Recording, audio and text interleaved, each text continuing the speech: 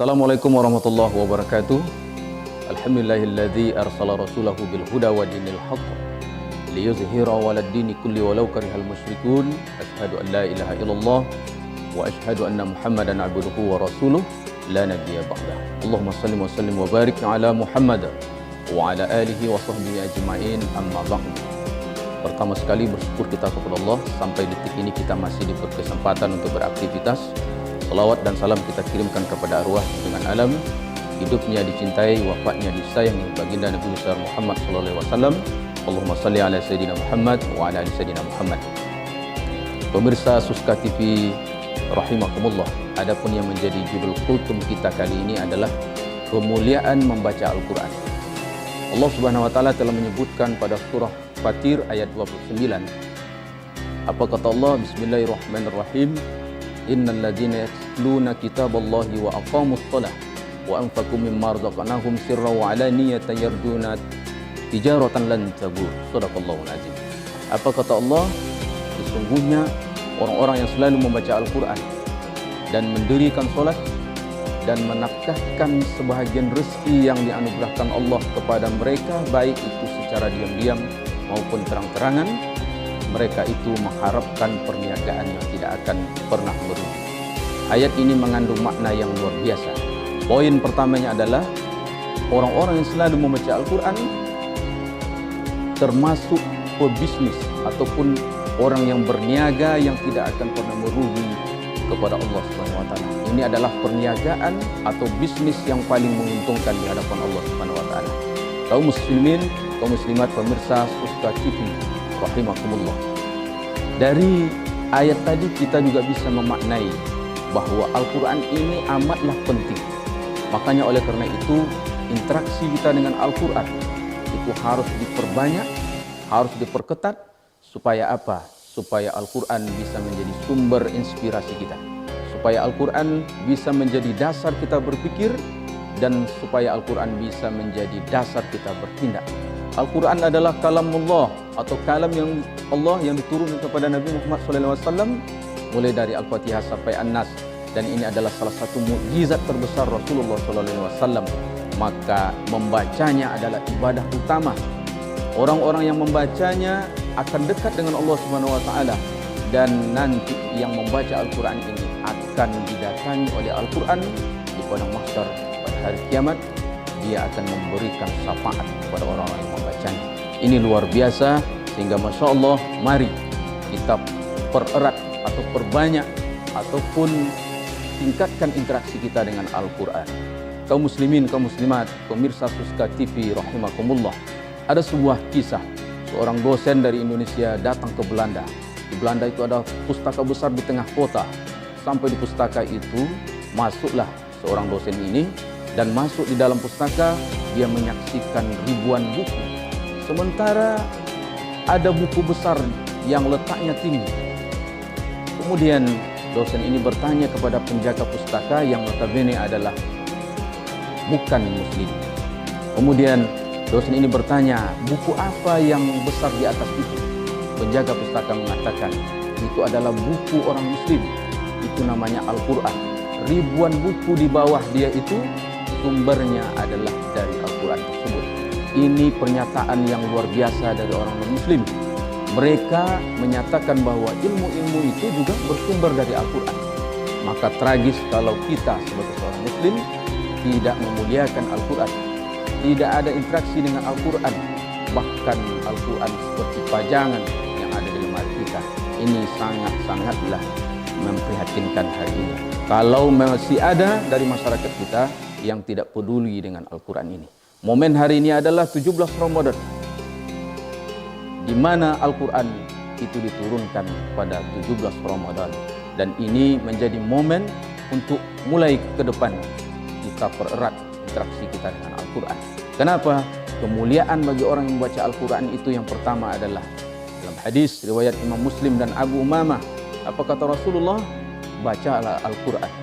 Sesungguhnya Al-Quran itu pada hari kiamat akan datang kepada orang yang membacanya untuk memberikan syafaat. Ini yang juga kita harapkan nanti menolong kita di hari kiamat. Kaum muslimin, kaum muslimat, pemirsa Suka TV rahimakumullah. Kemudian yang kedua, ada perumpamaan bagi orang-orang yang selalu membaca Al-Quran. Orang-orang mukmin yang membaca Al-Quran diumpamakan seperti utrujah. Apa itu? Dia harum, kemudian rasanya enak. Kemudian perumpamaan orang non-mukmin yang membaca Al-Quran seperti kurma. Dia tidak berbau, tetapi manis rasanya. Kemudian orang-orang munafik yang membaca Al-Quran diumpamakan seperti bunga harum, tetapi rasanya tidak enak. Kemudian perumpamaan bagi orang-orang yang tidak sama sekali membaca Al-Quran seperti Hanzalah. Apa itu Hanzalah? Dia tidak berbau, kemudian rasanya juga pahit dan tidak enak. Inilah perumpamaan bagi orang-orang yang membaca dan tidak membaca Al-Quran. Kemudian yang ketiga, dalam hadis riwayat Imam Tirmizi, apa kata Rasulullah? Barang siapa yang membaca satu huruf dari Al-Quran, maka ia mendapatkan satu kebaikan. Sedangkan satu kebaikan itu dibalas 10 kali lipat. Aku tidak mengatakan alif lam mim itu adalah satu huruf, tetapi alif satu huruf, lam satu huruf, mim satu huruf. Maka oleh karena itu kita akan teringat kembali bagaimana 30 tahun yang lalu budaya di kampung-kampung kita masing-masing, bahwa di setiap rumah selalu dibaca Al-Quran setelah sholat maghrib, bahkan setelah sholat subuh, sehingga selalu kita lewat di beberapa rumah, lantunan Al-Quran terdengar dari dalam rumah, sehingga rumah yang di kampung itu bukanlah rumah mewah, tapi rumah itu kita pandang enak, bercahaya. Kenapa? Rumah yang selalu dibacakan Al-Quran. Ribuan malaikat akan turun mengelilingi orang yang membaca Al-Quran, dan Allah memberikan rahmatnya sehingga rumah tersebut bercahaya seperti bulan purnama. Tapi sebaliknya, rumah yang tidak pernah dibacakan Al-Quran seperti gelap gelita, tidak ada setitik cahaya pun, sehingga tampak dia seperti gelap hitam kelam, tidak ada masuk sedikit sinar apapun. Oleh karena itu, mari kita perbanyak membaca Al-Quran supaya kita mendapatkan kemuliaan ini. Kemudian yang berikutnya, hadis riwayat Imam Bukhari, apa kata Nabi? Sebaik-baik kamu adalah yang mempelajari Al-Quran dan mengajarkan Al-Quran. Bagi kita yang sudah berkeluarga, punya anak, dengan kita mengajarkan basmalah saja, kemudian membaca Al-Quran ataupun minimal Al-Fatihah yang kita hafalkan untuk bacaan sholat kepada anak kita dari dalam rumah, ini diulang oleh anak selama umurnya mungkin sampai 70 tahun, 60 tahun setiap sholatnya. Bayangkan pahala itu juga akan selalu mengalir kepada kita. Tentunya kita nanti akan mendapatkan syafaat dari Al-Quran itu. Kemudian yang berikutnya, hadis riwayat muttafaqun alaih dari Aisyah radhiyallahu an, apa kata Rasulullah? Orang yang membaca Al-Quran kemudian mahir dalam bacaannya, maka nanti ia setelah meninggal, di akhirat dia dikumpulkan dengan malaikat yang mulia dan lagi berbakti. Kemudian orang yang membaca Al-Quran, dia terbata-bata dalam bacaannya, kemudian berat bacaannya. Apa kata Rasul? Dia mendapatkan 2 pahala. Walaupun kita membaca Al-Quran tidak paham maknanya, tetapi dari membaca kita juga mendapatkan pahala. Ini kan luar biasa, Masya Allah. Oleh karena itu, mari kita perbanyak membaca Al-Quran. Apalagi momen bulan Ramadan ini, Allah melipat gandakan lagi pahala-pahala dari ibadah-ibadah yang kita lakukan. Dalam prakteknya Rasulullah SAW mengutamakan para sahabat yang hafal Al-Quran.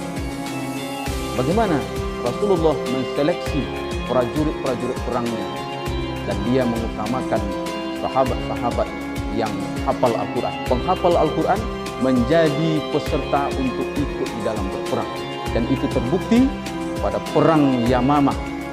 Itu terbunuh 70 orang penghafal Al-Quran dari pasukan Nabi. Ini pembuktian yang jelas bahwa penghafal Quran itu diutamakan oleh Rasulullah SAW. Kemudian penghafal Al-Quran juga didahulukan untuk menjadi imam, termasuk juga untuk didahulukan di depan yang lahat untuk memimpin talqin dan sebagainya.